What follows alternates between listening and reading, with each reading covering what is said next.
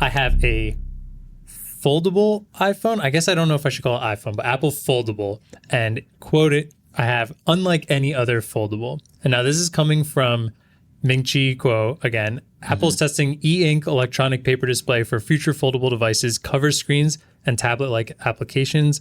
The color EPD has the potential to become a mainstream solution for foldable devices must-have cover second screen thanks to its power saving. Earlier in April, Kuo said that Apple might be bringing a 9-inch foldable device in 2025, and that they're also potentially working on a 20-inch foldable device. Whoa. Which feels like that That's old cool. thing we've talked about of like an actual tablet maybe in your pocket, or maybe it might be something like the Lenovo like tablet that folds, not pocket size, not phone size, but just a smaller tablet. But I think it's really interesting because we've seen all these phones with the exterior displays, and you're doing so much less on those if you have. So maybe like with Samsung Fold 3, maybe you don't need the crazy OLED 90 hertz outside screen that could be killing battery. Like an e-ink can let you answer text messages and pick up phone calls. And can it? It's apparently the new colored e-ink display is not quite, like OLED resolution and refresh rate and stuff like that, but it's much better than like the Kindle e-ink, like super low refresh rate, like just text kind of thing. All right. I'll disclaimer a couple things then. One, I have not tried the new color e-ink displays. Yeah. But my impression of an e-ink display is not very good. Okay. For a phone screen. So, but also the thing about these articles is like they're testing. Like the question isn't like, is the next iPhone foldable? The question is like, will we ever sometime get a folding iPhone? This is testing and still says 2025. So like this is a very, very vague rumor. That's the thing about Apple. Like they're always testing things and trying things. So if the question is, are they definitely testing this? Yeah, I bet they're testing it. I bet they've got all kinds of crazy prototypes. Every time we see a new gadget from a company, they're happy to show us like the year and a half of iterations of other weird stuff they tried that got them to this point. So I think them trying like an e-ink display folding on the outside where you open it up and it's a regular OLED is like a thing they're trying just to see. Okay. My philosophy with folding phones, though, personally, is for them to be a no-brainer to buy, they should be just as usable folded as unfolded.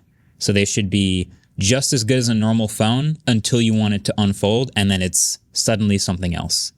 And there's no, like, a lot of them right now, they're thicker, they have weird aspect ratios, they're a little bit unwieldy. That's a trade-off. I think when they're really mature and good, they'll feel just like a normal phone when you use them without unfolding it. And so trying the e-ink thing, to me, is like, maybe it's cool, maybe it works, but it's probably kind of a stopgap and probably not ever going to ship So you're not sold on e-ink? No, I'm not.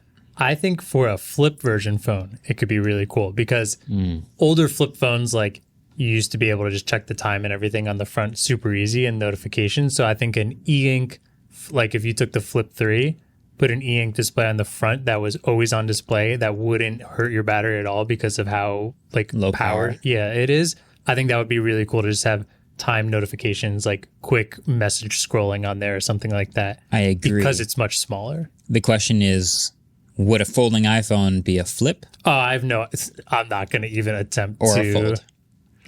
I kind of think a folding iPhone that was a flip would make way more sense in the Apple sphere. Then maybe a folding tablet. Maybe an iPad that's folding and an iPhone that's flipping.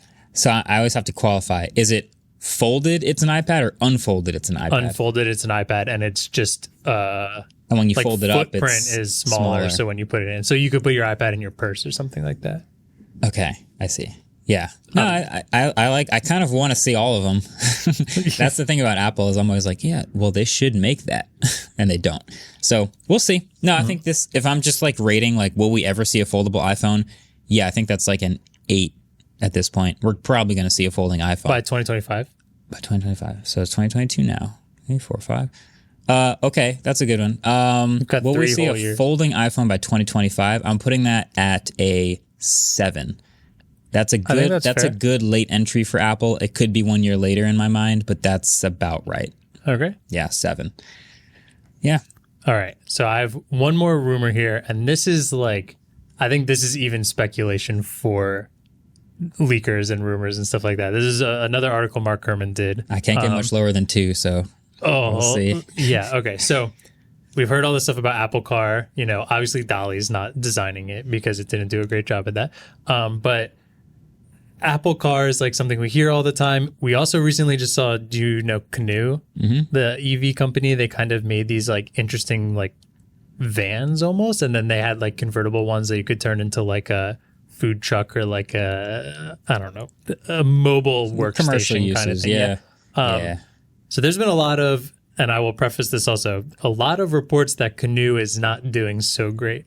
Financially, yes. And Canoo relentlessly disagrees with that and commented on pretty much every article on Twitter that said that. Might be a little biased. But might be a little. But if we're going to like take the articles that financially it's in trouble to heart, that's why Mark Gurman thinks this might be something that Apple could take over and potentially have a little head start on their Apple Car.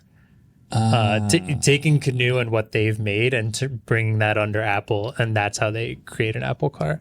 But what have they made? What has Canoo made? Yeah, like actually made.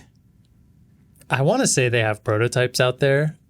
Like everyone does. Well, except Apple. Well, Apple is never going to show anybody. So I guess when I think like Canoo and a lot of companies in their distressed financial position, it's like it costs, as we know, a ton of money to not just design the car, but like spin up a factory and start mass producing things. I think you're a bunch of steps ahead of what Apple's potentially doing with the car so far. So like if Apple is to make more headway on their car project, whatever it is, Titan, I don't know what the name is, but let's say they want to make more headway.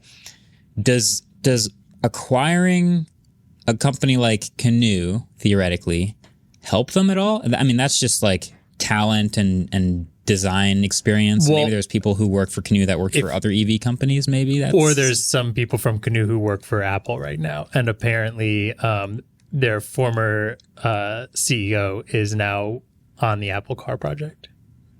Okay, so these are just so it's not like Apple is going to suddenly have like the capacity to start manufacturing cars. They're interested in Canoo because these are people who are actively in the car design world and who will help them make the Apple Car more realistic. Well, and that they have a design and they have all that experience of creating still a prototype and everything is further along. I mean, maybe that's the design that Apple winds up going with. The Canoo? Maybe. Oh, God. I could see it. I couldn't. It almost looks like a fat Magic Mouse. Like the VW Take a bus. Magic Mouse and just pull it up. If this car charges upside down. It's literally the Canoo car. If you just take a Magic Mouse, hopefully it doesn't charge from the bottom. Yeah, but that would be rough. It is unique. Like that's one thing about car design is when a new car company comes out, they get to make their own DNA brand new. Like what does a Ford look like? Oh, I know. An F-150. What does a Mazda look like? Okay, I'm picturing a Mazda. Hyundai's got some new stuff coming out. When you picture a Rivian, well, they got to just start fresh. Like we only have R1T and R1S. And now it's kind of like the headlights are their design, the shape. What is an Apple car? I don't know. Anything. Whatever you want. You get to start fresh. Could be a Canoo. So it could be a Canoo. It could just I like look like the Canoo. that. I think it looks really cool. I actually don't. I'm not surprised by that. I obviously like the cars and the two doors and the sporty It's like a stuff. new age VW bus. Right. And that nostalgia doesn't hit me the same way as people who probably like really liked the VW bus when it came out. I think I just like the space of it. Sure. Yeah. Yeah. But like that's way bigger than like a normal, like you could buy a Suburban. Or it's probably like a bit shorter than like a big Suburban. It's probably not too far off from like my Forester, but you're like driving a little more forward. You remember Caleb's van that he drove us around in Seattle? Yeah. You know, like more space in the back, but still not like an ungodly Is that an giant Apple car? That's so interesting. I don't know what, because there's there's the angle. There's like the Rivian is the adventure vehicle, and you're like, oh, that's so Patagonia. That's so Seattle. You get it. The Canoo could be the new garage that tech startups start in. Mobile workstation.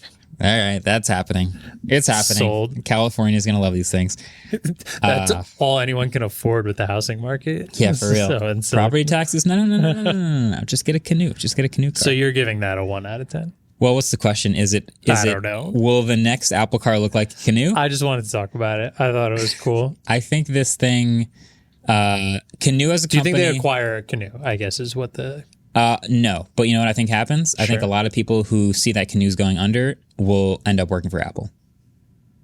They don't have to acquire Canoe. Indirectly acquires Canoe. Basically. Yeah. Woof.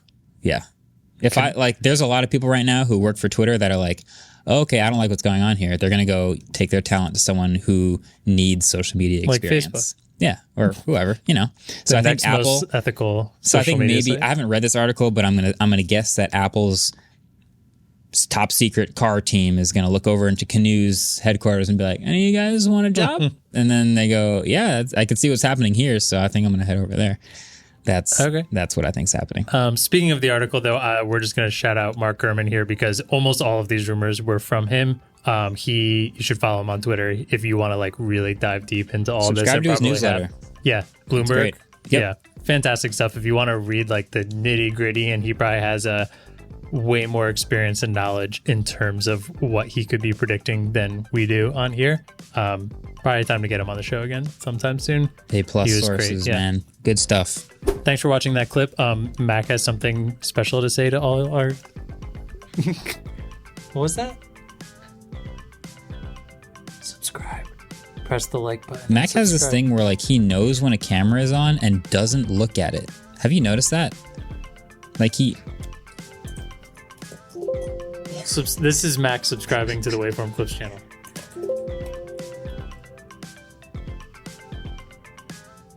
It's a good thing audio listeners don't have to use clips outros. Appreciate you, man.